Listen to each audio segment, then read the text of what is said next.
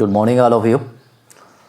I am Dr. Ashish and today आज जो discuss किया जाएगा टॉपिक स्पर्मेटोजेनेसिस।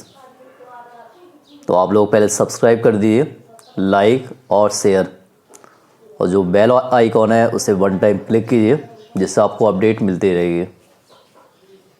क्लियर? अब आपको पता होगा कि जो स्पर्मेटोजेनेसिस है और एक है आपका oogenesis, ये दोनों टाइप आते हैं गैमेटोजेनेसिस में। Gametogenesis it is two type, spermatogenesis and oogenesis। अब देख, स्पर्म जो प्रेजेंट होते क्या होते मेल बॉडी में, तो this process occurs in male body and oogenesis ova it is present female body. So this process occurs as the किस में हो रही है, फीमेल बॉडी में। क्लियर? अब यहाँ पे क्वेश्चन के काफ़ी तरीके से पूछ सकते हैं। सपोज इन्होंने बोल दिया कि क्रोमोसोम नंबर कितने होते हैं, स्टार्टिंग में स्पर्मेटोगोनिया में क्रोमोसोम कितने हैं, या प्राइमरी स्पर्मेटोसाइट में क्रोमोसोम कितने हैं, या सेकेंडरी स्पर्मेटोसाइट। ये क्वेश्चन नंबर फर्स्ट है। Question number second, define spermatogenesis. Question number third, किसमें हार्मोन्स का क्या क्या इंपॉर्टेंस होता है, कौन कौन से हार्मोन्स इन्वॉल्व होते हैं। तो यहाँ पे 4-5 तरीके से क्वेश्चन यहाँ पे इस टॉपिक से क्वेश्चन पूछा जा सकता है। आपको पता है कि आपको वो सब टॉपिक अब स्टडी करने की अब आपका रिवीजन वर्क आ गया। जितने ज़्यादा आप रिवीजन कर लेंगे टॉपिक आपको उतने क्लियर हो जाएंगे। और मेन डिपेंड करता है, जब भी क्वेश्चन पेपर होता है उसे एक बार कायदे से स्टडी कर लो और जो आंसर पूछा गया वो आप राइट कीजिए।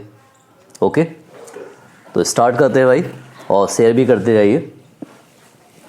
स्पर्मेटोजेनेसिस एक प्रोसेस स्टार्ट होती है at the time of puberty. Puberty it is the teenage. Okay, and different changes occurs body different changing आ रही है। कोई डिसीज़ नहीं है, ये डिपेंड करता है आपकी बॉडी में क्या होते हैं, हार्मोन्स होते हैं। हार्मोन्स की वजह से डिफरेंट चेंजिंग आती है। जो बॉडी में क्या होता है, स्पर्मेटोगोनिया, टेस्टिस होता है, टेस्टिस में होता है सेमनीफेरस ट्यूबल, वहाँ स्पर्म बनते हैं।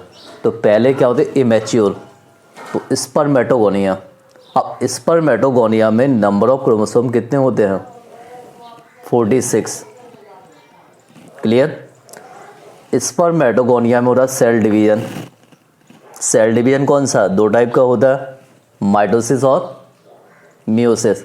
तो यहाँ पे जो सेल डिवीजन हो रहा है ये हो रहा माइटोसिस। कौन सा बताइए आप लोग, माइटोसिस डिवीजन। और जब माइटोसिस डिवीजन होगा तो यहाँ पे कुछ ना कुछ क्या हो, डिफरेंशिएशन, सेल डिवाइड हुई और ए बन जाएगी प्राइमरी स्पर्मेटोसाइट।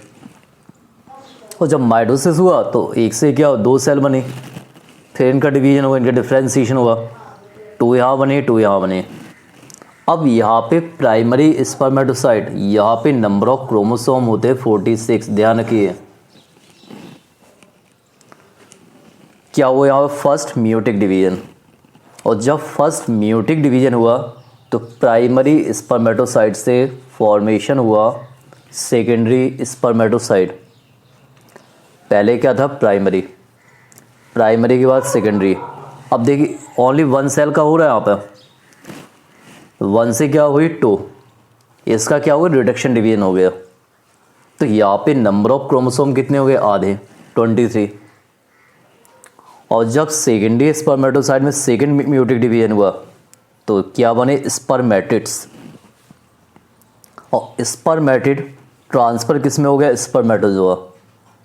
तो spermatid transfer into the spermatozoa by the process it is called differentiation. Clear?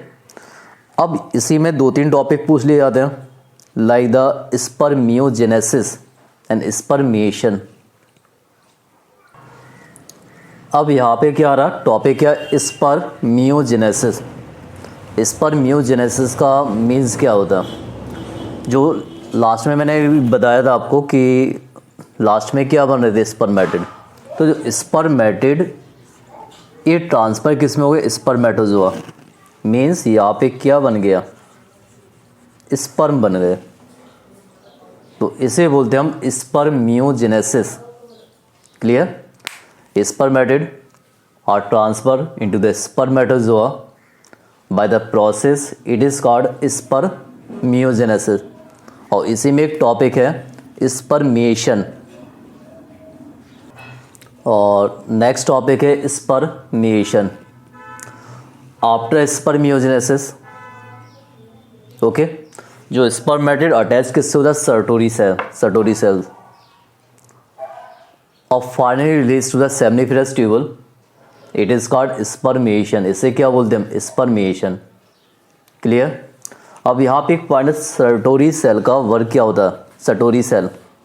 तो सर्टोरी सेल का वर्क क्या होता है, स्पर्म को न्यूट्रिशन देना। It provide nourishment to the sperm. अब यहाँ पे कुछ पॉइंट आते हैं कि हार्मोन्स का क्या इन्वॉल्व होता है।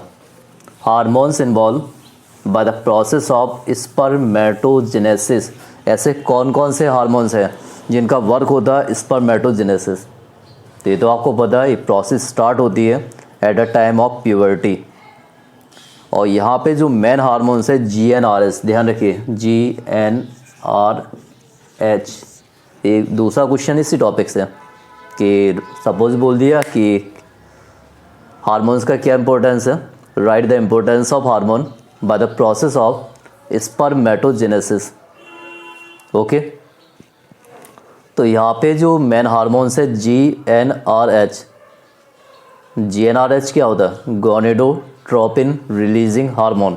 और ये हार्मोन्स होता है आपका हाइपोथैलेमिक। कौन सा होता है, ओके। तो यहाँ पे क्या होता है GnRH। GnRH क्या होता है, गोनेडोट्रोपिन रिलीजिंग हार्मोन्स। और ये हार्मोन्स रिलीज़ कहाँ पे होता है, हाइपोथैलेमस। आपको पता है बॉडी में एक ग्लैंड्स होती है हाइपोथैलेमस, तो इसे बोलते हैं हम हाइपोथैलेमिक हार्मोन्स। अब बॉडी में यदि इसका लेवल इंक्रीज होता है, increase the level of GnRH, तो ये एक्टिवेट करता ह्यूमन बॉडी के गोनड को, जो बॉडी में पिट्यूटरी ग्लैंड्स है। पिट्यूटरी ग्लैंड्स का जो एंटीरियर पार्ट है वहाँ पे 2 हार्मोन्स होते हैं, इन दोनों को बोलते हैं gonadotropin hormones, LH and FSH। ठीक है, LH एंड FSH दोनों होते हैं गोनेडोट्रोपिन रिलीजिंग हार्मोन। इसका इफेक्ट क्या, LH को क्या बोलते हैं, ल्यूटिनाइजिंग हार्मोन, और FSH को क्या बोलते हैं, फॉलिकल स्टिमुलेटिंग हार्मोन्स। क्लियर। तो फर्स्ट क्या है, ल्यूटिनाइजिंग, और दूसरा क्या है, फॉलिकल स्टिमुलेटिंग हार्मोन। LH का इफेक्ट क्या हो रहा, ये जो इसका जो बोलते एक्टिवेट कर रहा लीड, इसका इफेक्ट हो रहा है लीडिक सेल में। क्लियर।